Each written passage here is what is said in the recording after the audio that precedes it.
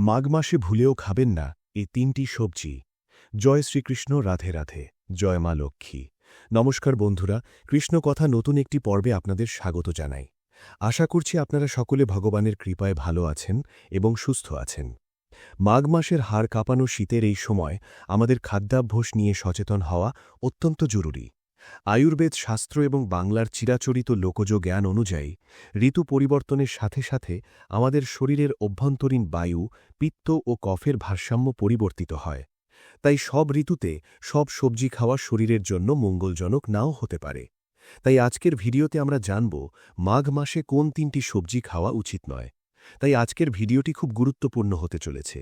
মূল পর্বে যাওয়ার আগে আমার সকল দর্শক বন্ধুদের কাছে একটা অনুরোধ থাকবে, দয়া করে ভিডিওটি সম্পূর্ণ মনোযোগ সহকারে দেখবেন। যদি ভালো লাগে তাহলে অবশ্যই একটা লাইক করবেন আর কমেন্টে ভক্তি ভরে লিখবেন, জয় শ্রীকৃষ্ণ, রাধে রাধে। আমাদের চ্যানেলটিকে সাবস্ক্রাইব করে পাশে থাকা বেল বাটনটি অন করে রাখবেন। তো চলুন শুরু করা যাক আজকের আলোচনা। মাঘ মাসের প্রকৃতি ও শারীরিক পরিবর্তন। মাঘ মাস হল শীত ঋতুর শেষ পর্যায়। এই সময় প্রকৃতিতে শুষ্কতা বৃদ্ধি পায় এবং উত্তরীয় বাতাসের দাপট থাকে চরমে। মানুষের শরীরে এই সময় কফ সঞ্চিত হতে শুরু করে এবং জঠরাগ্নি বা হজম শক্তি কিছুটা শ্লথ হয়ে আসে।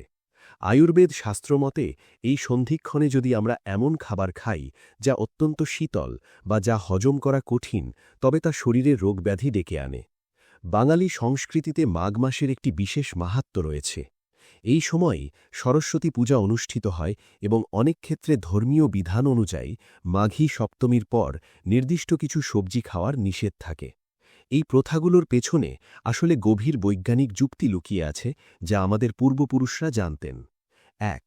মাঘ মাসে মূলা বর্জনের কারণ। মাঘ মাসে মূলা না খাওয়ার বিষয়টি বাংলার ঘরে ঘরে প্রচলিত। বিশেষ করে শ্রীপঞ্চমী বা সরস্বতী পূজার আগে ও পরে মূলা খাওয়ার ব্যাপারে কঠোর নিষেধাজ্ঞা থাকে। ধর্মীয় ও শাস্ত্রীয় প্রেক্ষাপট। সনাতন শাস্ত্র অনুযায়ী মাঘ মাসে মূলা খাওয়াকে গৌমাংস খাওয়ার তুল্য পাপ হিসেবে গণ্য করা হতো। যদিও আধুনিক যুগে এটি কেবল একটি উপমা, কিন্তু এর মূল উদ্দেশ্য ছিল মানুষকে এই ক্ষতিকর অভ্যাস থেকে বিরত রাখা।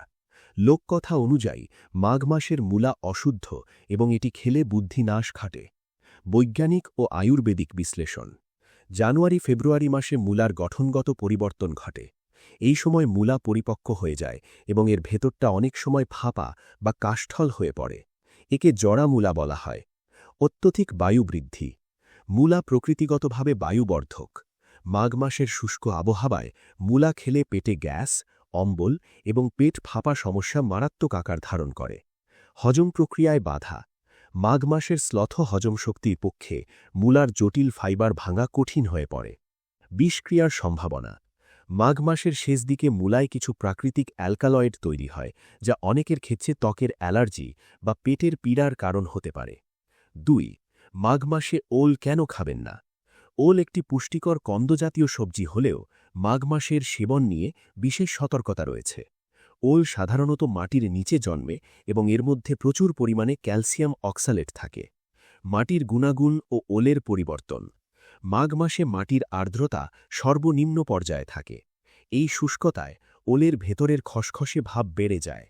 আয়ুর্বেদ মতে ওল উষ্ণ প্রকৃতির হলেও মাঘ মাসে এটি শরীরে পিত্তের ভারসাম্য নষ্ট করতে পারে। স্বাস্থ্য ঝুঁকি। ১. গলা ও মুখ চুলকানি। মাঘ মাসের ওলে অক্সালেট ক্রিস্টালগুলো অনেক বেশি সক্রিয় হয়ে ওঠে, ফলে এটি রান্না করার পরও গলায় অস্বস্তি বা চুলকানি সৃষ্টি করতে পারে। ২. অর্শ বা পাইলসের সমস্যা। যাদের অর্শের সমস্যা আছে তাদের জন্য মাঘ মাসের ওল অত্যন্ত ক্ষতিকর। এটি মলদ্বারে জ্বালাপোড়া এবং কোষ্ঠকাঠিন্য বাড়িয়ে দেয়। রক্তচাপের ওপর প্রভাব। এই সময় ওল অতিরিক্ত খেলে তার শরীরে রক্ত সঞ্চালনে অস্বাভাবিকতা তৈরি করতে পারে বলে প্রাচীন কবিরাজি শাস্ত্রে উল্লেখ আছে। ৩. মেথি শাক ও শীতের বিদায়বেলা। শীতের শুরুতে মেথি শাক অত্যন্ত উপকারী হলেও মাঘ মাসের শেষার্ধে এটি এড়িয়ে চলাই শ্রেয়। মেথি শাক মূলত তিক্ত ও উষ্ণ বীর্যের। কেন মেথি শাক বাদ দেবেন। মাঘ মাসে বাতাসের আর্দ্রতা কম থাকায় শরীর এমনিতেই শুষ্ক থাকে। মেথি শাক শরীরকে আরও শুষ্ক করে তুলতে পারে। রুক্ষ গুণা ত্বকের সমস্যা। অতিরিক্ত মেথি শাক সেবনে চামড়া ফেটে যাওয়া বা ঠোঁট ফাটার প্রবণতা বাড়তে পারে। ঋতু পরিবর্তনের প্রভাব।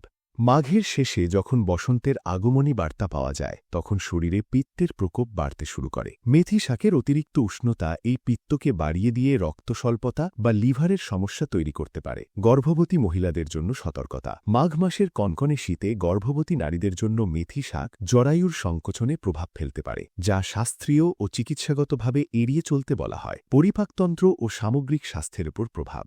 আমাদের পরিপাকতন্ত্র একটি নির্দিষ্ট ছন্দে কাজ করে, যা সূর্যের উত্তাপ এবং ঋতুর ওপর নির্ভরশীল। মাঘ মাসে সূর্য দক্ষিণায়ন থেকে উত্তরায়ণের দিকে ধাবিত হয়। এই ক্রান্তিকালে মানুষের জীবনী শক্তি কিছুটা কমে যায়। যখন আমরা মূল বা ওলের মতো ভারী ও বায়ুবর্ধক খাবার খাই, তখন আমাদের অগ্নাশয় থেকে নির্গত উৎসেচকগুলো সেগুলো পুরোপুরি হজম করতে পারে না, ফলে শরীরে বা টক্সিন জমা হয়। এই টক্সিন থেকেই পরবর্তীতে বসন্তকালে বসন্ত রোগ বা স্মল পক্স বা চিকেন পক্সের প্রাদুর্ভাব ঘটে। তাই মাঘ মাসে খাদ্যাভ্যাস নিয়ন্ত্রণ করা মানে হল আগামী বসন্ত ও গ্রীষ্মের জন্য শরীরকে প্রস্তুত করা। মাঘ মাসে সুস্থ থাকতে বিকল্প সবজি। উপরে উল্লিখিত সবজিগুলো এড়িয়ে চললেও প্রকৃতির ভাণ্ডারে এই সময় অনেক উপকারী সবজি রয়েছে যা আপনি অনায়াসে গ্রহণ করতে পারেন। সবজির নাম: উপকারিতা।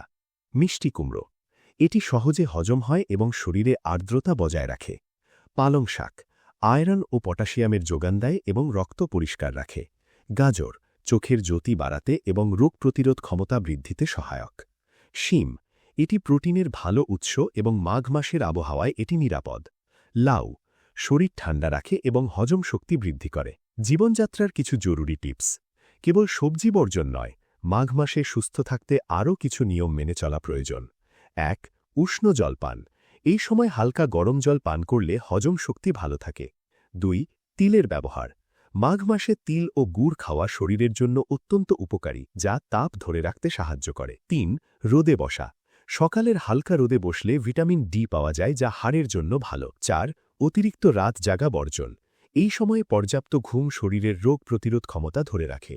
উপসংহার: আমাদের সনাতন সংস্কৃতি ও লোকজ প্রথাগুলো কেবল অন্ধবিশ্বাস নয়, বরং এর পেছনে লুকিয়ে আছে গভীর বৈজ্ঞানিক দৃষ্টিভঙ্গি। মাঘ মাসে মূলো, ওল এবং মেথি শাক এড়িয়ে চলার পরামর্শ মূলত আমাদের ঋতুভিত্তিক সুস্থতা নিশ্চিত করার একটি ঢাল। প্রকৃতির সাথে তাল মিলিয়ে খাবার গ্রহণ করলে আমরা অনেক কঠিন রোগ থেকে মুক্তি পেতে পারি। সুস্থ থাকুন, ঋতু উপযোগী খাবার খান এবং সচেতন থাকুন। প্রিয় বন্ধুরা, ভিডিওটি দেখে যদি ভালো লেগে থাকে এবং উপকৃত হয়ে থাকেন তাহলে অবশ্যই একটি লাইক করবেন। এতে আমরা নতুন ভিডিও বানানোর জন্য অনুপ্রেরণা পাই। আর কমেন্টে শ্রদ্ধা ও ভক্তি ভরে একবার অবশ্যই লিখবেন, জয় শ্রীকৃষ্ণ, রাধে রাধে। এরকম তথ্যমূলক ভিডিও নিয়মিত পেতে আমাদের চ্যানেলটিকে সাবস্ক্রাইব করে পাশে থাকা বেল বাটনটি অন করে রাখবেন, যাতে এই রকম তথ্যমূলক গুরুত্বপূর্ণ ভিডিও আপনারা নিয়মিত দেখতে পারেন। সকলে ভালো থাকবেন, সুস্থ থাকবেন। আপনার উপর ঈশ্বরের কৃপা সদা বর্ষিত হোক। জয় শ্রীকৃষ্ণ, রাধে রাধে।